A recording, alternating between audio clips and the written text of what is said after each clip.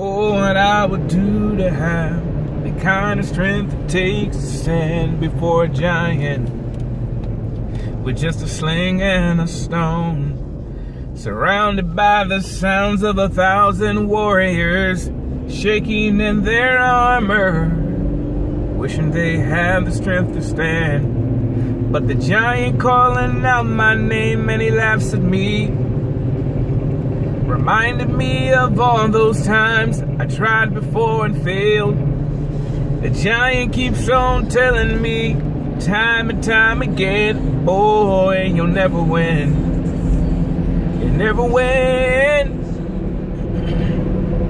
But the voice of truth tells me a different story. The voice of truth says, do not be afraid. And the voice of truth says, this is for my glory. Out of all the voices calling out to me, I would choose to listen and believe the voice of truth. God bless you. This is Pastor Stephen J. of FaithWorks Church located in Apopka, Florida. And yes, today we are driving with the Word. And the word for today is the voice of truth. Believe the voice of truth. I'll start like in the Old Testament, in the book of Exodus, where God appears to Moses, and Moses sees this burning bush, and he sees it that the bush is on fire, but it's not being consumed. And a voice begins to speak from the voice, and it calls Moses, and Moses says, who am I?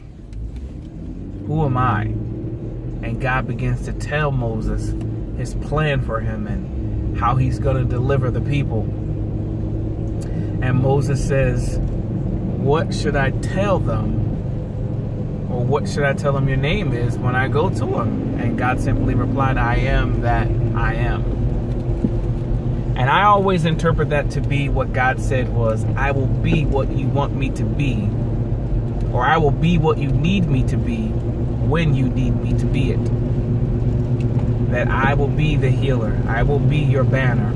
I will be your provider. I will be your shelter. I will be your shepherd. I will be your door. I will be the light. I will be the truth.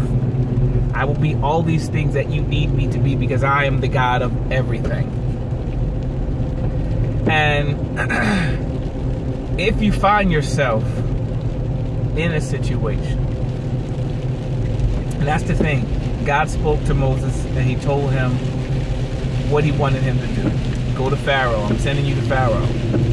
And Moses came up with all these excuses of why he couldn't do it. He couldn't talk. God says, I'll send you Aaron. This is a problem. I'll give you a staff. No matter what Moses came up with, God gave him a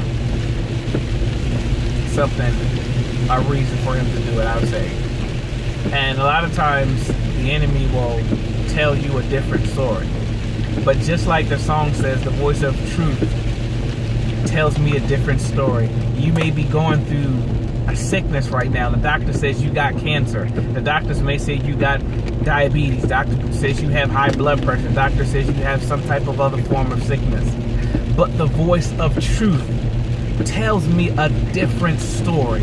Isaiah says that by his stripes we are healed. 1 Peter 2:24 says, by his stripes we were healed. Matthew 18:18 that says, whatever we bind on earth is bound in heaven. Whatever we loose on earth is loose in heaven. So the voice of truth tells me a different story. The voice of truth tells me, do not be afraid. And I think about when Jesus sent his disciples across the other side, and they ran into a storm. How many of you have run into a storm on your way to the other side? You took a step of faith, being obedient to Christ, and you're in the process of going to the other side. But a storm arose, and you're stuck in the middle of that storm. You're moving forward, but not going anywhere, because the Bible says the wind was contrary. So they were rowing, but they were just going in the same place. Then here comes Jesus walking on the water. They're freaking out. Jesus says, don't be scared. It's just me. Do not be afraid, he actually said. It is me. And Peter says, if it's you, tell me to come to you on the water and I'll come. And Jesus simply says, come. And a lot of times in the midst of the storm, God is constantly, he's like a mother or father with their newborn baby. When they begin to walk, they start crawling, and when they start to walk, they use like the chair and the table for support. But God is standing away from those tables, away from those support, and he's saying, trust me. And he's calling you, and he's saying, come on, come on, come on. You can do it. And he's telling Peter, come, but do not be afraid. Peter literally gets out of the boat, steps out while he's walking on water. That to me is still amazing. He's the second man to ever do it. He's walking on water. But then it says that, here's the thing, when you read the Bible, when you read that story, you kind of take your focus off that a storm is happening right then and there, during the conversation that Peter and Jesus is having. We read it as, if that's you, Lord. No, just imagine the wind is blowing, the waves are doing everything, and Peter's, Jesus.